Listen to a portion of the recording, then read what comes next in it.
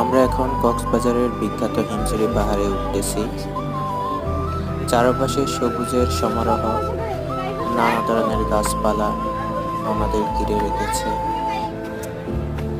পাহাড়ে উঠতে কিছুটা কষ্ট হলেও উপরে ওঠার পর যে মনোমুগ্ধকর দৃশ্য অপেক্ষা করছে তা সত্যি দুর্দান্ত।